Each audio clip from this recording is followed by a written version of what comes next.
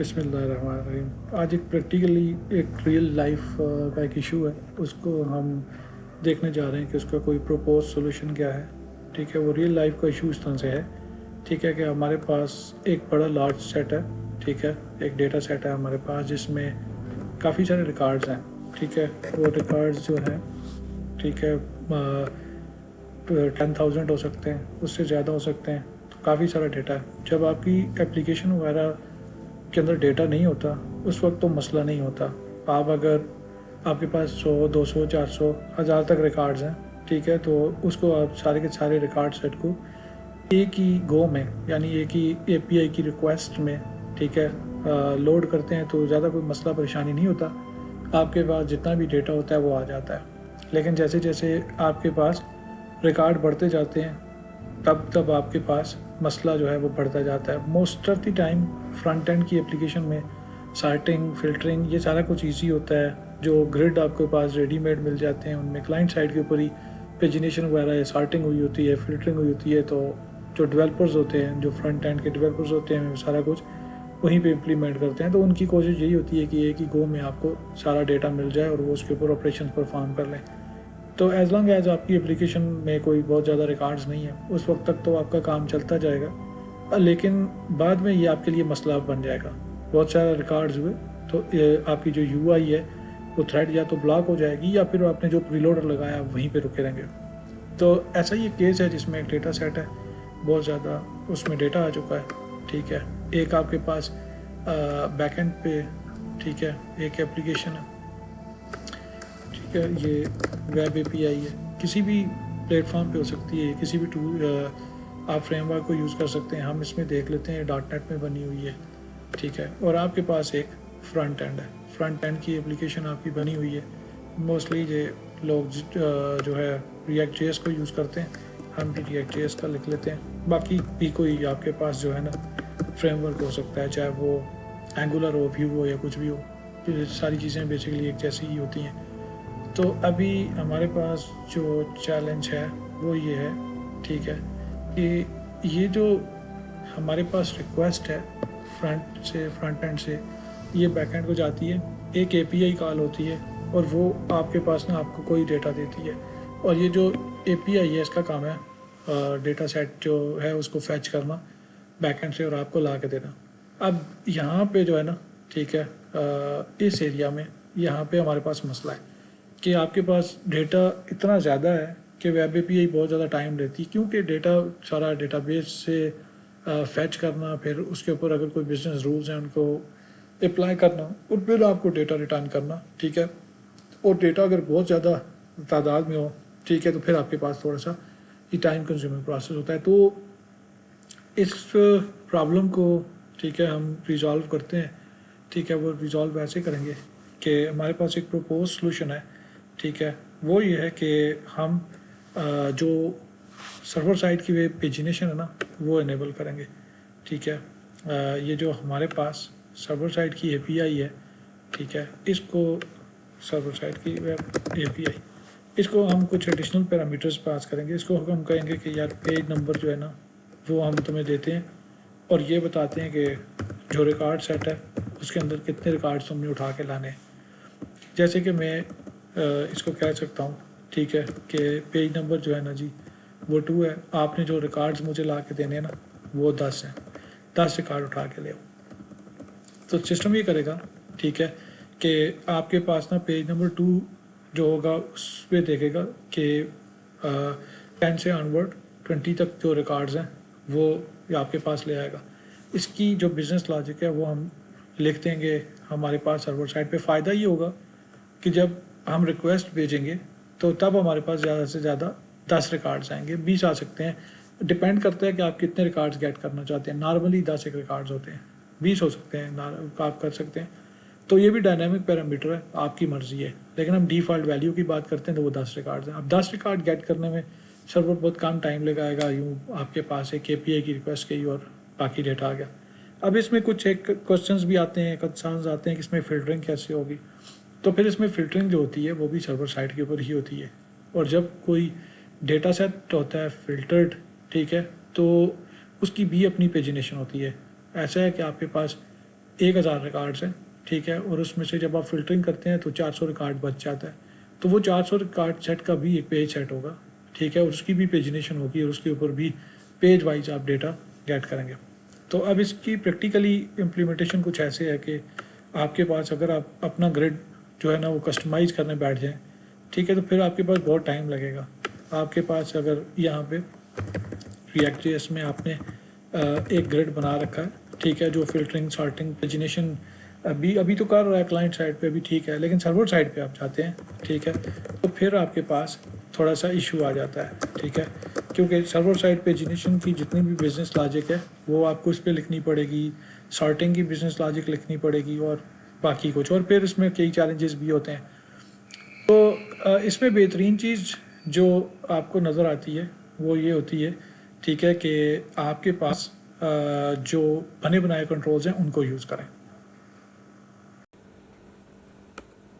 Material UI का जो हम ग्रिड यूज़ करने जा रहे हैं, ठीक है, जिसको कोई MoEX डेटा ग्रिड कहते हैं, उसकी जो वेबसाइट का लिंक है वो भी मैं इस डिस्क्रिप्शन में डाल देता हूँ। ये एक अच्छा ग्रिड है, फ्लेक्सिबल है, MIT के लाइसेंस के साथ है, और इसके अंदर ना सपोर्ट मौजूद है टाइपस्क्रिप्ट की भी, ठीक है, रिएक्ट को उसको सपोर्ट करता है, ठीक है, और फीचर्स के अंदर जो है सर्वर साइड के ऊपर पेजिनेशन के, सर्वर साइड के ऊपर सॉर्टिंग वगैरह के वो अच्छे हैं, इसलिए हम भी इसको यूज़ करने जा रहे हैं। तो यहाँ पे देखते हैं कि यहाँ फ्री फॉरएवर है, हमने देख लिया, ठीक है, इसके अंदर क्या क्या फीचर्स आपके पास मौजूद हैं। तो पेजिनेशन वगैरह तो ऑलरेडी हम तय कर चुके हैं, बता चुके हैं कि सर्वर के ऊपर है, और इसका अगर डेमो देखें, ठीक है, तो वो भी आ सकता है। फ़िल्टरिंग, सॉर्टिंग, पेजिनेशन वगैरह सब कुछ मौजूद है। सॉर्टिंग को देख लेते हैं, ठीक है, most of the time sorting जो होती है, ठीक है, ग्रिड के ऊपर वो हमें कस्टम जो है वो इम्प्लीमेंट करनी पड़ती है, जिसमें काफ़ी डिफ़िकल्टीज होती हैं। तो ये देखें, सॉर्ट फ़िल्टरिंग आपके पास मौजूद है, आपके पास कॉलम्स हैं, उसके हिसाब से आप फ़िल्टरिंग कर सकते हैं, ठीक है, और जिस तरह का कॉलम है, ठीक है, उस तरह के वो जो है ना आपको कंट्रोल्स देगा। जैसे कि डेट है, ठीक है, डेट के ऊपर जो फ़िल्टर लगाएंगे तो वो आपको जो पैरामीटर्स मिलेंगे वो डेट वाइज ही मिलेंगे, ठीक है। बूलियन है तो फिर उसके हिसाब से आपको एक फ़िल्टर मिलेगा, ठीक है, जो कि बूलियन टाइप का होगा, ठीक है, उसकी वैल्यू या ट्रू होगी या फॉल्स होगी। बहुत अच्छी चीज़ें हैं, ठीक है। पेजिनेशन को देख लें, सर्वर साइड की पेजिनेशन जो है, ठीक है, उस पर बात करते हैं। तो ये पेजिनेशन को सपोर्ट करता है सर्वर साइड की, और हमारे पास डेटा बहुत ज़्यादा हो सकता है, उसको हम बड़ी तरीके से मैनेज कर सकते हैं, ठीक है। और यहाँ पे फिर इसकी प्रॉपर्टीज़ हैं अपनी, आप अपनी रिक्वायरमेंट्स के मुताबिक चीज़ों को यूज़ कर सकते हैं, ठीक है।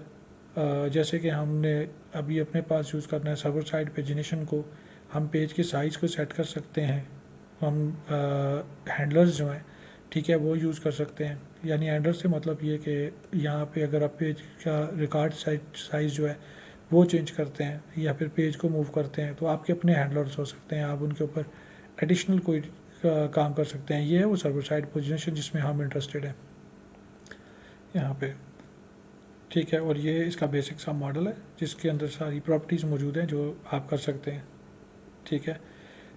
तो और भी बाकी सारी चीज़ें हैं। सिलेक्शन, आप रोज़ को सिलेक्ट कर सकते हैं, फिर सेल उसके अंदर से एक्सट्रैक्ट कर सकते हैं या सेल की सिलेक्शन कर सकते हैं, ठीक है। ये वही प्रॉपर्टीज़ हैं जो अक्सर आपको ग्रिड्स मिलते हैं, ठीक है, बहुत सारे सभी के अंदर मौजूद होती हैं।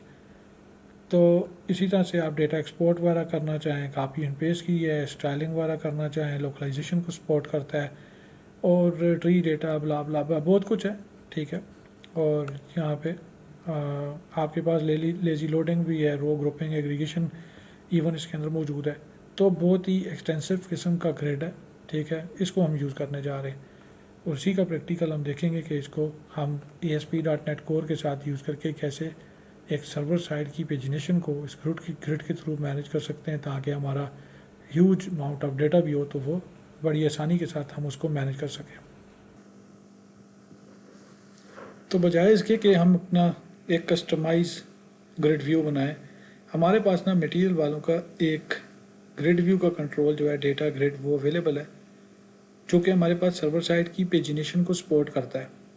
तो एक तरफ देखा जाए सर्वर साइड के ऊपर, वहाँ पे हम जो है पेजिनेशन जो है उसको इम्प्लीमेंट कर रहे हैं ताकि हमारे पास लिमिटेड रिकॉर्ड आ जाए और हमारा काम चल जाए। और दूसरी तरफ देखा जाए अगर क्लाइंट साइड के ऊपर, तो हमारे पास हम ये करना चाह रहे हैं, ठीक है, कि यहाँ पे हम एक ग्रिड लगाना चाह रहे हैं।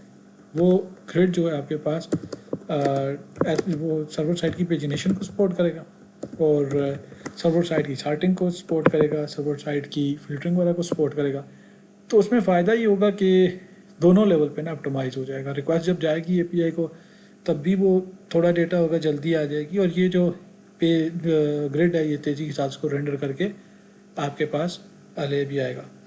तो इस पे आगे प्रैक्टिकली देखते हैं, ठीक है, कि इसको कैसे इम्प्लीमेंट करेंगे, और इसमें अगर कोई चैलेंज हुए तो फिर वो भी नज़र आएंगे। मैं इसमें फ्रॉम स्क्रैच हम एक प्रोजेक्ट बनाते हैं, ठीक है, और ये एक नया प्रोजेक्ट होगा।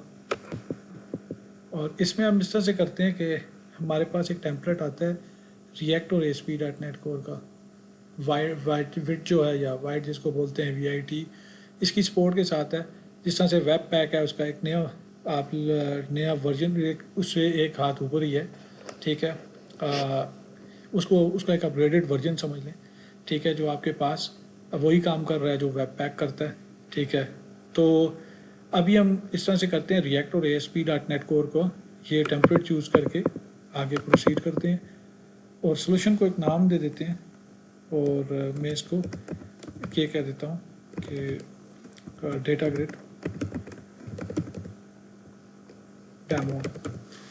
अब डेटा ग्रिड जो है उसका डेमो आ गया, बाकी चीज़ें मैं डिफ़ॉल्ट ही रखता हूँ जो कुछ है, ठीक है। इसमें फिर हम इस तरह से करेंगे कि सर्वर साइड पे पहले इम्प्लीमेंटेशन कर लेंगे। ये अभी हमारे पास दो प्रोजेक्ट आएंगे, एक प्रोजेक्ट जो होगा वो सर्वर साइड का होगा और दूसरा प्रोजेक्ट जो होगा वो क्लाइंट साइड का होगा। यानी कि ये एक प्रोजेक्ट जो है क्लाइंट वाला ही फ्रंट एंड है, और ये वाला जो सर्वर साइड वाला प्रोजेक्ट है ये आपका बैक एंड है। कंट्रोलर्स में ऑलरेडी एक बना हुआ आता है वेदर फोरकास्ट वगैरह का, आप इसको चेक करना चाहें तो वो कर सकते हैं, लेकिन मैं इतनी इसकी डिटेल में नहीं जाता, ठीक है। और मैं इस तरह से करता हूँ, ठीक है, कि मैं अपना एक कंट्रोलर बनाऊंगा, ठीक है, जो कि क्या करेगा। मैं वेदर फोरकास्ट को डिलीट कर देता हूँ, ये जो एग्जिस्टिंग इसका कंट्रोलर है इसको भी ख़त्म कर देता हूँ। कहीं प्रोग्राम फाइल तो नहीं डिलीट हो रही है, ठीक है, मैंने अभी इसमें कुछ भी नहीं छोड़ा, मुझे इसको कॉल भी नहीं भेजने की जरूरत, ठीक है। और मेरे पास अभी ये कुछ चीज़ें क्लियर हैं, ठीक है। अभी हम इस तरह से करते हैं, ठीक है, कि एक नया कंट्रोलर बना देते हैं। कंट्रोलर का नाम क्या रखते हैं, मैंने कुछ चीज़ें ऑलरेडी नोटपैड में डाली हुई हैं ताकि मैं जल्दी से काम कर सकूं। और कंट्रोलर का नाम हम अपना रिकॉर्ड कंट्रोलर रख देते हैं, ठीक है। ये एक कंट्रोलर बन जाएगा जो कि वेब API का कंट्रोलर होगा, तो हम API को चूज़ कर लेते हैं। मुझे एक ब्लैंक कंट्रोलर चाहिए, तो मैं इसका नाम रख देता हूँ रिकॉर्ड कंट्रोलर। तो कुछ इस तरह से मेरे पास ये एक डिफ़ॉल्ट टेम्पलेट आ गया। ऑलरेडी मैंने कुछ कोड लिखा हुआ है यहाँ पे टाइम को सेव करने के लिए। मैं अगर लिखने बैठ जाऊँगा तो फिर काफ़ी टाइम लग जाएगा। इसमें भी अगर कोई कन्फ्यूजन हो तो मैं आपकी हेल्प कर सकता हूँ, बता सकता हूँ आपको, ठीक है। तो इस तरह से करते हैं, ठीक है। मैं इस पार्टिकुलर कंट्रोलर को कॉपी करता हूँ, ठीक है, और कॉपी करके यहाँ पे ले आता हूँ, इसके साथ रिप्लेस कर देता हूँ। तो यहाँ पे जब ये आया ठीक हो गया, तो अब इसमें ठीक है। पहले हम इस तरह से करते हैं क्योंकि हमने इसमें कोई एथराइजेशन वगैरह जो है ना वो तो करनी नहीं है, ठीक है, फॉर द टाइम बिंग। तो मैं इसको ना अलाउ कर देता हूँ एनोनिमस, ताकि मेरे पास ये अवेलेबल हो। चलिए ये अलाउ एनोनिमस हो गया, एक चीज़ होगी। दूसरा इसमें एक मुझे चैलेंज आ रहा है ये कि मेरे पास कोई अभी एप्लीकेशन कॉन्टेक्स्ट नहीं है आपकी। अगर डेटाबेस से डेटा लेके आना चाहें तो ये आप कर सकते हैं। कॉन्टेक्स्ट वही एंटिटी फ्रेमवर्क का आपका डेटाबेस का कॉन्टेक्स्ट होगा, वो आप लेके आएंगे और उसके थ्रू सेम काम कर सकते हैं। तो डेमोन्स्ट्रेशन के लिए मैं एक काम करता हूँ, मैं एक सिंपल सी क्लास यहाँ पे बना लेता हूँ और फिर उस क्लास को, ठीक है, हम यूज़ कर लेंगे। मेरे पास तकरीबन ये, इसके बाद मैं क्लास बनाता हूँ, मैं यूज़र की एक क्लास बना लेता हूँ और फिर मैं इस तरह से करता हूँ कि उस क्लास को मैं उसमें मैं एट्रीब्यूट जो है जो उसकी प्रॉपर्टीज़ हैं वो डाल देता हूँ। एक आईडी ठीक है, हाँ नेम भी ठीक है और एक ईमेल भी ठीक है। मैंने इससे पहले भी बनाई थी तो मेरे पास सजेशन भी बिल्कुल उसी तरह से आ रही हैं। मैंने पहले भी एक और भी प्रोटोटाइप सा बनाया था, उसमें सेम क्लास यूज़ की थी।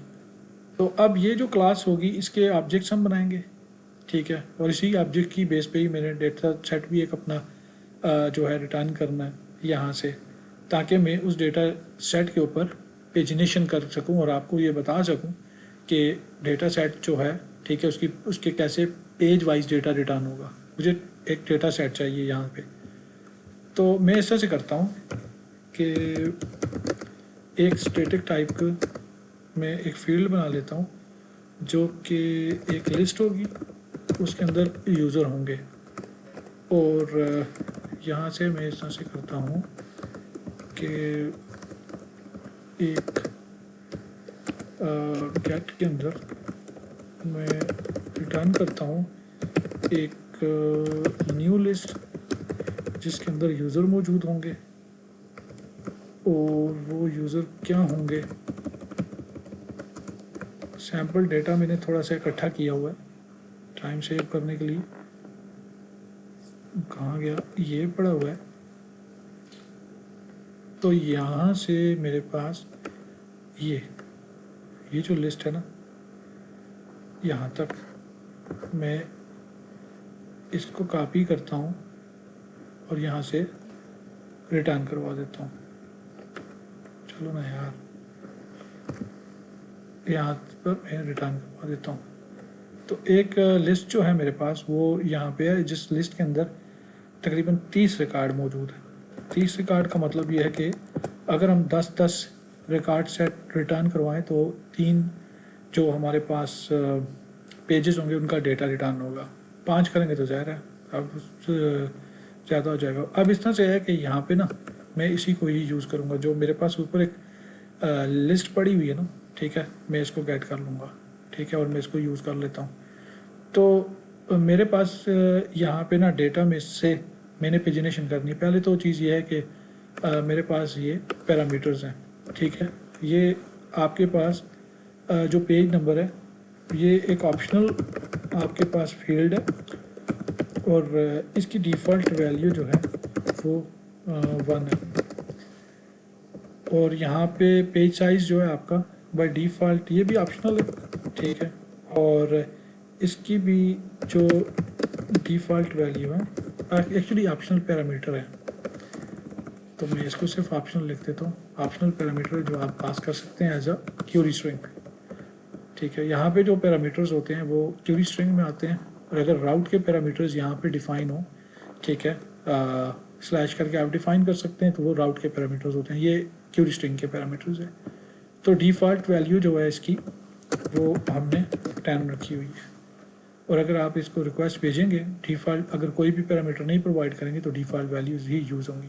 अच्छा, इसमें स्किप करने का ये तरीका कार है कि आपके पास ना डिफ़ॉल्ट पेज नंबर 1 ही होगा, 1 - 1 0 हो गया और 0 को आप जो है ना, ठीक है, मल्टीप्लाई कर दें पेज साइज़ के साथ तो 0 ही आएगा। स्किप आप 0 करेंगे। जो अभी लिंक है ना इसमें, ये पेजिनेशन वगैरह बड़ी ईजी हो गई है।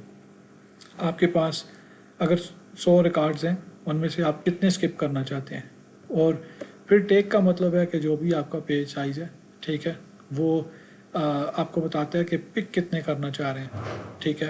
पहले आप स्किप कर देते हैं, ठीक है। मिसाल के तौर पे मेरे पास 100 रिकॉर्ड्स हैं और मैं दूसरे पेज पे हूँ, तो मुझे पहले 10 रिकॉर्ड्स जो है ना वो मुझे स्किप करने पड़ेंगे, ठीक है, और अगले 10 उठाने पड़ेंगे। तो ये यहाँ पे जो स्किप है आपके पास एक नंबर ऑफ़ द रिकॉर्ड्स को स्किप करता है और टेक अगले जो जितने आपने उठा के लेके जाने हैं, रिटर्न करना है, ये वो आता है। तो यहाँ पे मेरे पास अवेट वगैरह की ज़रूरत नहीं है क्योंकि मेरे पास तो सीधा सीधा यूज़र्स हैं, ठीक है, यूज़र्स हैं, ये ऊपर प्रॉपर्टी है, और मुझे टू लिस्ट करने की भी ज़रूरत नहीं है। वजह यह है कि मेरी तो ऑलरेडी एक लिस्ट पहले की जो है वो बनी हुई है, मैंने रिटर्न करना है उसको। तो अब ये क्या हम ये करेगा कि रिकॉर्ड्स को स्किप करेगा और पेज साइज़ जो आपने स्पेसिफाई किया हुआ है इतने पेज साइज़ लेगा, इतना रिकॉर्ड सेट या साइज़ उसका लेगा पेज, और वो उतने रिकॉर्ड्स को रिटर्न करेगा। यहाँ पे टोटल काउंट भी ज़रूरी होते हैं आपके पास। जब आप डेटा रिटर्न करते हैं तो आपको एडवांस में बताना होता है अपने ग्रिड को कि कुल टोटल पेजेस हैं कितने। तो यहाँ पे मैं यूजर्स डॉट काउंट कर लेता हूँ, लेकिन यहाँ पे सिंक नहीं आएगा, ना यहाँ वेट की जरूरत है, ठीक है। तो अब हमारे पास जो डेटा सेट रिटर्न होगा, ठीक है, वो यहाँ से होगा। मैं इसको भी टेस्ट करूँगा, जो मेरी ओपन API है, यानी कि मेरे पास जो स्वैगर है, ठीक है, वो मुझे बताएगा, ठीक है, कि इसका एंड पॉइंट, ठीक है, और हम इसको टेस्ट करेंगे। तो मैं सिर्फ इसी प्रोजेक्ट को पकड़ता हूँ, ठीक है, इसको सेट एज स्टार्टअप प्रोजेक्ट करता हूँ ताकि सिर्फ यही चले, ठीक है, और मैं इसको चला के देखता हूँ। अगर कोई एरर हुआ तो मुझे पता चल जाएगा कि मेरे पास कोई इशू है, ठीक है। तो मैं इसको प्ले किया है मैंने, अभी बिल्ड हो रहा है मेरे पास।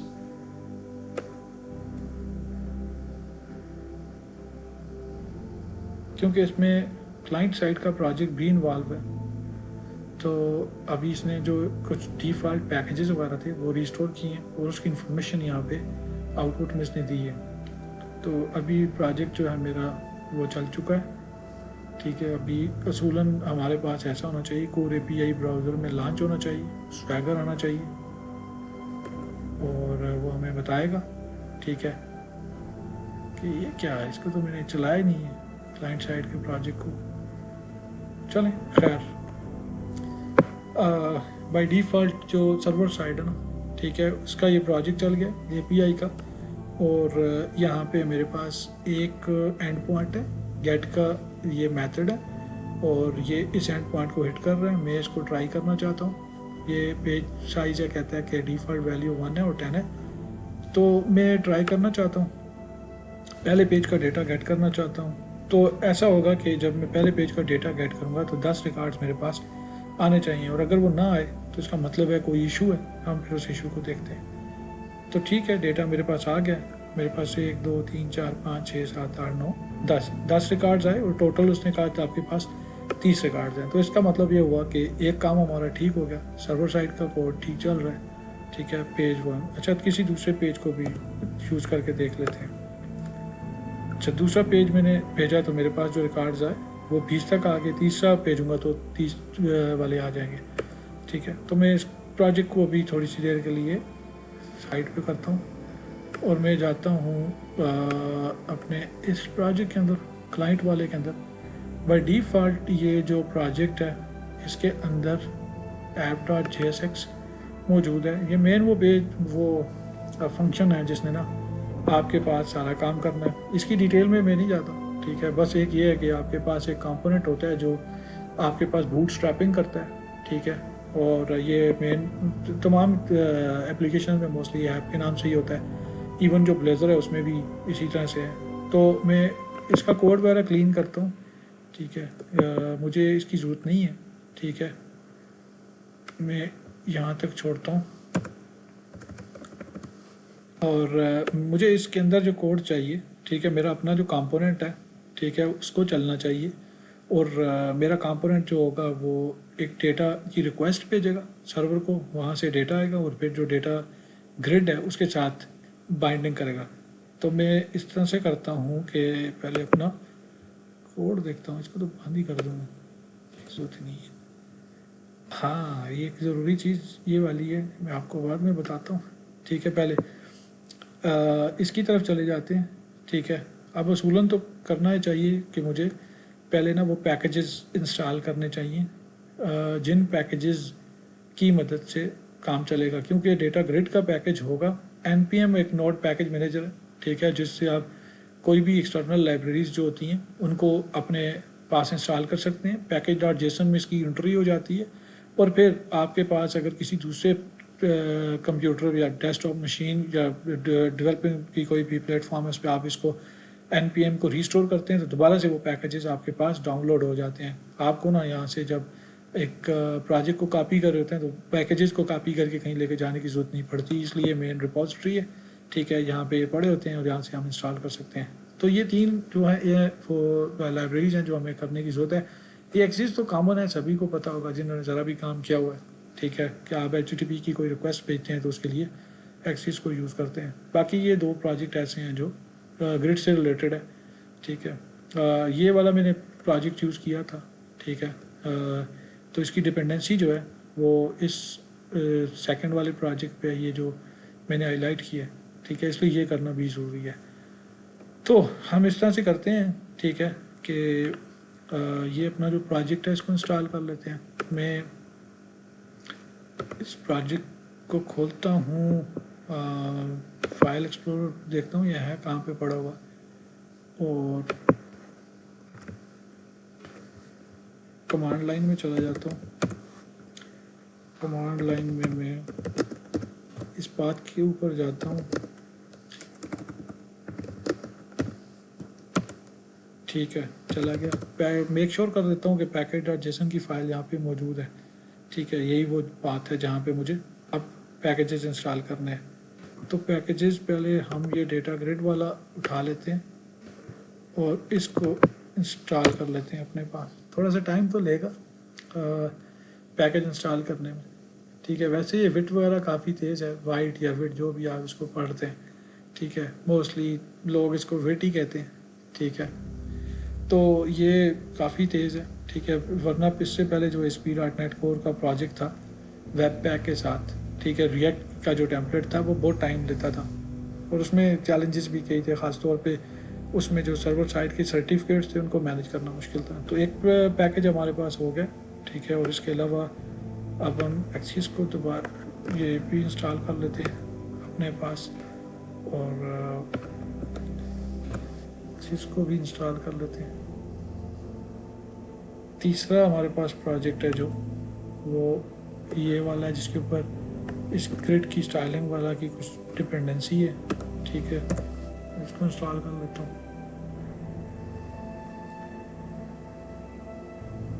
तो ये लेटेस्ट है 0 वल्नरेबिलिटीज़ के साथ, तो ये इंस्टॉल हो गए हैं। आप अगर इसकी तसल्ली करना चाहें अपने उस पे लिए कि ये इंस्टॉल्ड हुए या नहीं हुए, तो ये package.json आपके पास मौजूद है, इसमें आप देखेंगे तो आपको ये पता चल जाएगा कि आपके जो प्रोजेक्ट्स हैं, ठीक है, जो आपने इंस्टॉल किए हैं वो इंस्टॉल हुए हैं या नहीं हुए।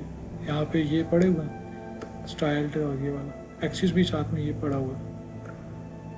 ये डेवलपमेंट की डिपेंडेंसीज होती हैं, जो डेवलपमेंट करते हुए ज़रूरत होती हैं, ये डिपेंडेंसी साथ में चलती ही रहती हैं। तो हम यहाँ पे चले जाते हैं, हमने एक काम कर दिया, डिपेंडेंसी सारी डाल दी, मैं इनको साथ में से ख़त्म कर देता हूँ, मुझे इनकी ज़रूरत नहीं।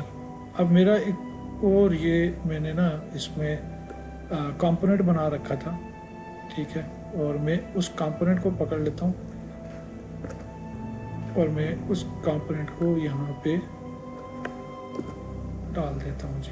अब क्योंकि इसका नाम मैंने app.js रखा हुआ है तो मैं ऐप लिख देता हूँ इसे।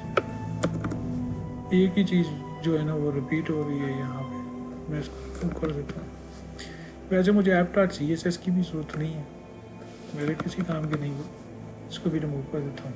तो 3 चीज़ें जो है ना, ये तो आपके पास रिएक्ट का वो है मेथड्स हैं, ठीक है, यूज़ इफेक्ट्स और यूज़ स्टेट, ठीक है, ये तो हुक्स के लिए हैं, ये तो डाल अपने इंपोर्ट करने ही करने हैं। बाकी ये डेटा ग्रिड है और ये एक्सिस है जिसको हमने इंपोर्ट किया है। और अब नीचे भी यहाँ पे जो डिफ़ॉल्ट एक्सपोर्ट कर रहे हैं, ठीक है, वो भी ऐप लिख देते हैं ताकि ये वाला मसला हल हो जाए। अब इसमें जो चीज़ देखने लायक है वो ये है कि आपने यहाँ पे स्टेट को यूज़ किया है रोज़ के लिए। डेटा गेट करेंगे आप, सेट रोज़ एक मेथड है जो कि रोज़ को अपडेट करेगा, ठीक है, सेट रोज़ मेथड है जो कि रोज़ को अपडेट करेगा। हम सर्वर को रिक्वेस्ट भेजेंगे, वहाँ से रिज़ल्ट आएगा, उसको रोज़ में सेव जैसे ही करेंगे सेट रोज़ के थ्रू तो स्टेट अपडेट हो जाएगी। कॉलम्स हम खुद ही डिफाइन कर रहे हैं, स्टेटिक हार्ड कोडेड है, ठीक है, कि आपके पास कौन कौन से कॉलम्स हैं। और बाकी तो पेज है, पेज हमने पहले भी ये बात कही थी, ठीक है, कि डिफ़ॉल्ट वैल्यू हम जिसकी सेट कर देते हैं और पेज जो है उसको सेट कर देते हैं, ठीक है। आपकी मर्ज़ी है, इसको आप 1 सेट कर लें, ठीक है, 0 के साथ स्टार्ट कर लें, जो भी इसका इम्पैक्ट फिर आगे आएगा, ठीक है। बाय डिफ़ॉल्ट वैल्यू हमारी 1 है, ठीक है। तो इसको 1 करके देखते हैं, सेट पेज 1, और पेज साइज़ 10 रिकॉर्ड सेट वही होना है। टोटल रिकॉर्ड्स कितने हैं उसको 0 ही रखिएगा, क्योंकि वो हमने बाद में सेट करने हैं। लोडिंग का ऑप्शन आपके पास मौजूद है, ठीक है। एक प्री लोडर होगा जो चलेगा, और जब लोडिंग कंप्लीट हो जाएगी, ठीक है, तो वो फाल्स हो जाएगा। दो इसकी रेफरेंस देख लें, 22 नंबर पे और 35 नंबर पे। ट्राई कैच का ब्लॉक है, फाइनली हर सूरत में चलेगा ही चलेगा, जो कि आपके पास लोडिंग को ट्रू या फाल्स करेगा। अब इस लोडिंग की बेस पे ना, यहाँ पे ये तो अब ग्रिड है ना, इसके अंदर हमारे पास ऑलरेडी कोड लिखा हुआ है, तो ये एक इन्होंने यहाँ पे ऑलरेडी लोडिंग का वेरिएबल लिया हुआ है, ठीक है, जो इस सेट लोडिंग के फंक्शन के थ्रू स्टेट अपडेट होती है, ठीक है। तो ये ऑन ऑफ होता है, तो ये खुद ही मैनेज किया, आप खुद भी नेट पे कर सकते हैं। और अब यहाँ पे ना हम डेटा को फैच करते हैं, ठीक है। ये हमारे पास ये यूज़ इफेक्ट्स में है जी, हमारे पास अल्लाह भला करे, ठीक है, ये, और इसकी डिपेंडेंसीज के ऊपर है।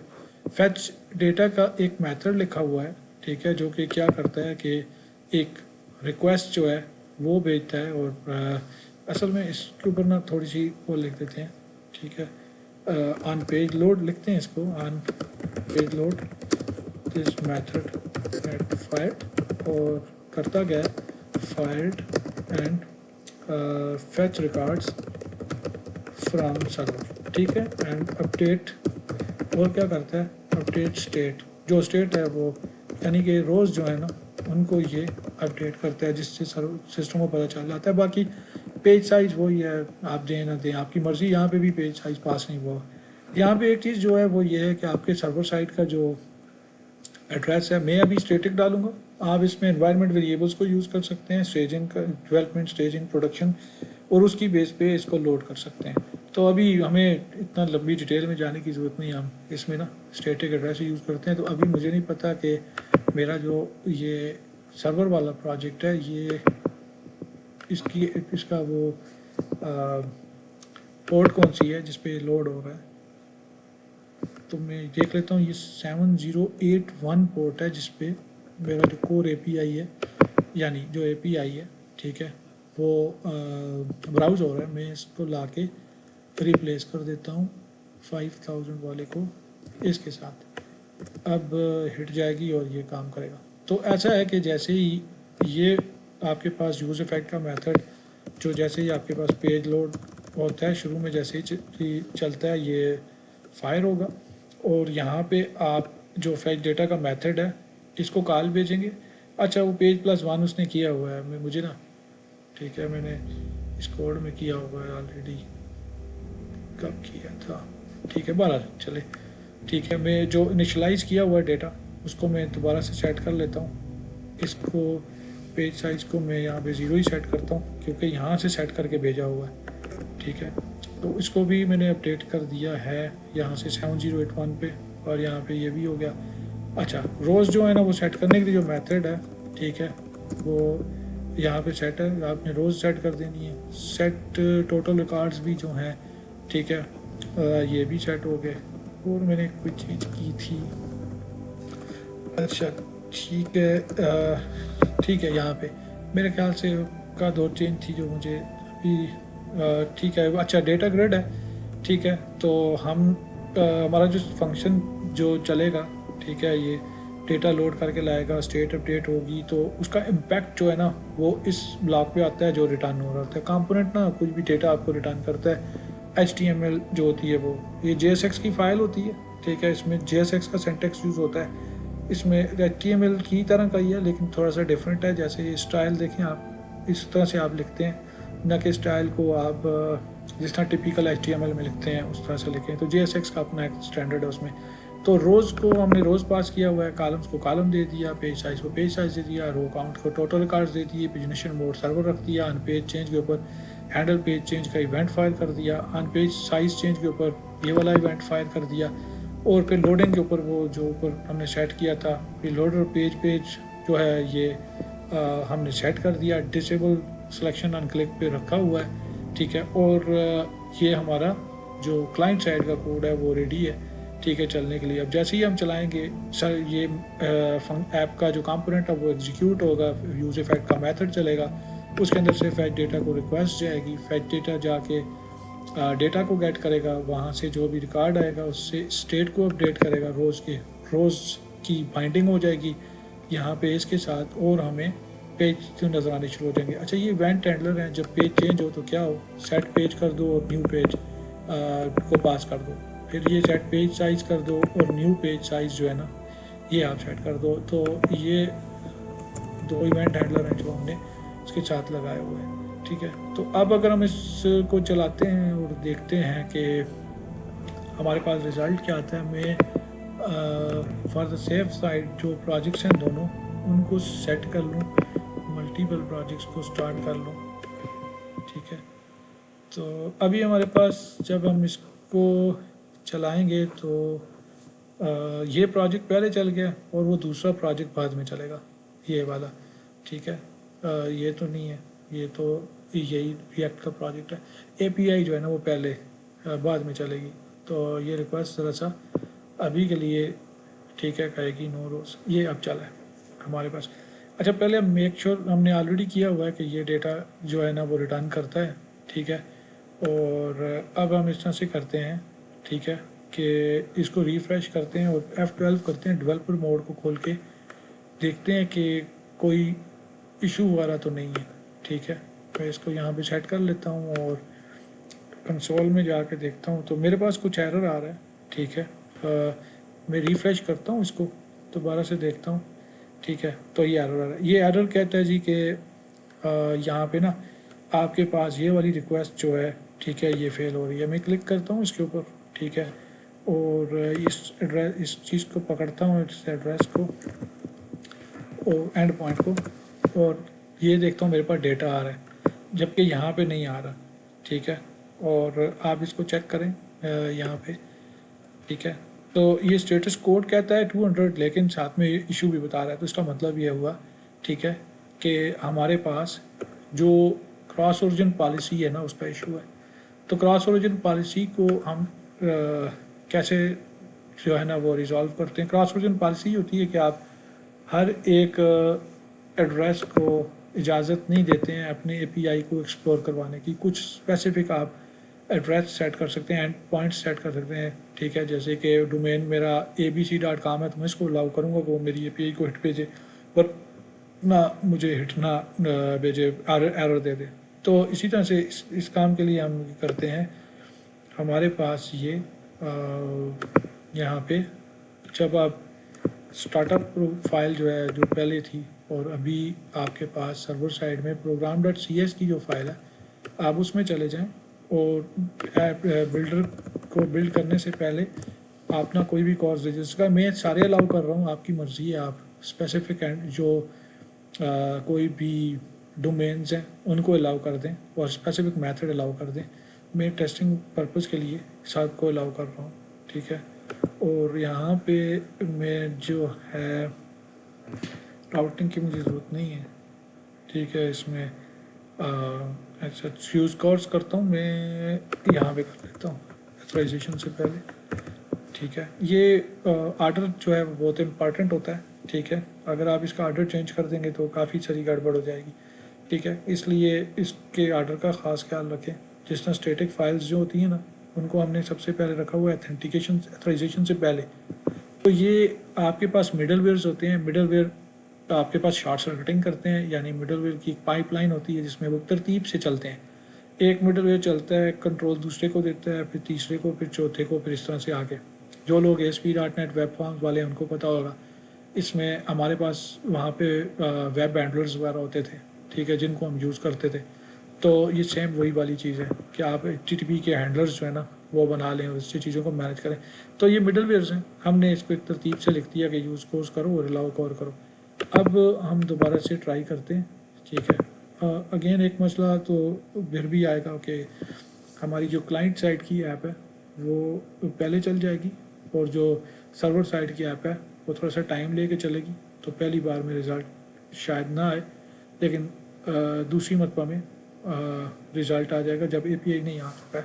API हमारी ठीक है, ये होस्ट हो चुकी है। तो ये हमारा एक ग्रिड है, ठीक है। हम इसको मूव कर सकते हैं सेंटर में।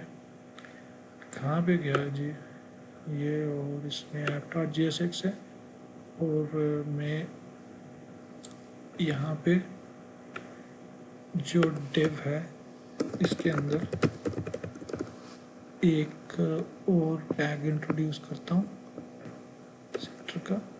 हाइट इसकी इतनी और विड्थ इसकी इतनी है। मैं मार्जिन भी सेट कर सकता हूँ, फिर देखता हूँ क्या इम्पैक्ट पड़ता है, फिर मैं नहीं तो मैं फिर उसका मार्जिन सेट कर लूँगा।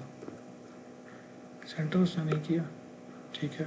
तो मैं इसका मार्जिन जो है मार्जिन फ्रॉम लेफ़्ट सेट कर लेता हूँ, और वो सेट कर लेता हूँ 20%। वैल्यू ले नहीं रहा, पता नहीं क्यों। ठीक है, 20% सेट करता हूँ। मैं चेक करता हूँ कि कोई इशू तो नहीं है। वैसे मार्जिन लेफ्ट एक प्रॉपर्टी तो है जो कि सभी की होती है। ये हो गया जी, मार्जिन लेफ्ट आ गया मेरे पास, ये 10 रिकॉर्ड्स आ गए, ठीक है। मैं पेज साइज़ को 25 तो बहुत ज़्यादा हो जाएगा, ठीक है। 25 किया तो मेरे पास ठीक है। ये बल्कि मैं आगे मूव करता हूँ, ठीक है। 26 आ गया, 26 आउट ऑफ 30 ना, ये कुछ ठीक काम नहीं कर रहा मेरे ख्याल से। रोज़ पर पेज जो है वो 10 ही है, 1 आउट ऑफ 30 है। तो मेरे पास आगे के रिकॉर्ड सेट्स इनेबल नहीं है। ये ऐसा क्यों है? मैं F12 पर देखता हूँ कि ऐसी क्या चीज़ है जिसकी कोई इशू है। इशू भी कोई नहीं है, ठीक है। और हमारा जो ग्रिड है, ठीक है, वो उसके एंड पॉइंट्स भी ठीक काम कर रहे हैं। तो फिर ये लोड क्यों नहीं कर रहा, और हमारे पास आगे क्यों नहीं काम कर रहा? हमें एक चैलेंज आ गया था वो चैलेंज ये था कि हमारे पास पेज तो चल रहा था, API को कॉल भी जा रही थी, लेकिन ये जो फैच करने के लिए मेथड था ये कॉल नहीं हो रहा था। तो इसको मैंने ट्रबल शूट किया। तो काफ़ी पहले जब मैंने डेटा ग्रिड यूज़ किया था, तो उस वक्त का जो वर्जन था उसके अंदर वही पुरानी टेक्निक थी पेजिनेशन के लिए, और जो हमारे पास टोटल जो रिकॉर्ड्स का साइज़ है वो जब उसको हैंडल करने के लिए। लेकिन अभी के लिए ना सर्वर साइड अभी के लिए जो हमारे पास ये टेक्निक है, या जो हैंडलर्स हैं पेजिनेशन के चेंज होने पे ऊपर जो फायर होते हैं, और जो रिकॉर्ड्स जो हैं total number of the records के चेंज होने पे फायर होते हैं, वो थोड़ा अपडेट हो गए हैं। अब पेजिनेशन मॉडल जो है, ठीक है, वो कुछ इस तरह से है कि एक प्रॉपर्टी है पेजिनेशन मॉडल की, जिसमें हम पेज और पेज साइज़ को पास कर रहे हैं, और ऑन पेजिनेशन मॉडल अपडेट के ऊपर, ठीक है, आपके पास जो आपके ये दो फंक्शंस हैं जो कि आपके पास पेज और पेज साइज़ को हैंडल कर रहे हैं, ये अपडेट हो रहे हैं, ठीक है। तो ये मैंने चेंजेस किए हैं यहाँ पे। और एक चीज़ जो मैंने और ऐड की है वो ये है कि आपके पास जो पेज का साइज़ है वो यहाँ पे आप स्पेसिफाई कर सकते हैं कि कितने नंबर ऑफ़ दी रिकॉर्ड्स आपको डिस्प्ले करने हैं। मिसाल के तौर पे मैं 5 भी ऐड कर देता हूँ। तो अब जो ड्रॉप डाउन ग्रिड के अंदर आएगा, और नीचे जो हमारे पास number of the records show करने की ड्रॉप डाउन है, उसके अंदर ये वैल्यूज़ आएंगी। तो आप इसको अपनी मर्ज़ी से अपडेट कर सकते हैं। मेरे पास एक पेज और पेज का यहाँ पे प्रॉपर्टी भी मैंने वो डुप्लीकेट की हुई थी, तो वो भी मैंने रिमूव कर दी है, ठीक है। ये बताना भी ज़रूरी था, मे बी आपको भी सेम इशू आ जाए, ठीक है। अगर आप पिछला वर्जन इंस्टॉल कर लें, और अगर आप नया सर्वर वर्जन इंस्टॉल करते हैं, तो ये उसका सोल्यूशन है, ठीक है। ये वाला कोड जो है वो मैंने डाला है, तो अभी मैंने चेक किया वो ठीक काम कर रहा है। आपको भी दिखा देता हूँ। बाई लोड हो जाना सर्वर, अच्छा ये हो चुका है जी एंड पॉइंट। तो यहाँ पे अभी जो मैंने आपको बताया था रिकॉर्ड सेट वाला, ठीक है, वो ये है। इसकी प्रॉपर्टी ये पड़ी हुई है। अगर मैं 5 को रिमूव करता हूँ ठीक है, और इसको रिफ़्रेश करता हूँ। अगर हार्ड रीलोड हो गया तो हमारे पास से ये ऑप्शन देखें, वो 5 चला गया, और जब 10, 25 और 50 और ये है, आपकी मर्ज़ी है आप जो ऑप्शन देना चाहते हैं। ठीक है, तो 10 करने के ऊपर ना हम जो इवेंट हैंडलर है उसमें ये पेज की साइज़ को रीसेट भी कर देते हैं, यानी कि शुरू से खेलना शुरू कर देता है, फर्स्ट पेज पे चला जाता है। तो यहाँ पे जाते हैं, ठीक है, अगेन वहाँ पे, और मैं नेक्स्ट पेज पे जाता हूँ तो देखें वो नेक्स्ट जो रिकॉर्ड सेट है, ठीक है, रिकॉर्ड सेट जो है वो लोड हुआ है 10 रिकॉर्ड्स के साथ। और यहाँ पे ये अगर मैं दोबारा से इसको 25 पे लेके जाता हूँ तो ये रीसेट हो गया, ठीक है, उस पर चला गया, और 10 पे ही खेलते हैं, क्योंकि इसके ऊपर तो रिकॉर्ड्स ही को टोटल 30 थे, उसमें आखिरी वही वाले दिखाने थे। ठीक है, मैं पहले पेज पे चला जाता हूँ और अभी मैं यहाँ पे 25 रिकॉर्ड शो कराता हूँ, तो आप देखें इसके ऊपर 25 रिकॉर्ड शो होंगे। तो खुलासा इसका यही है, ठीक है, कि ये ठीक काम कर रहा है अभी के लिए।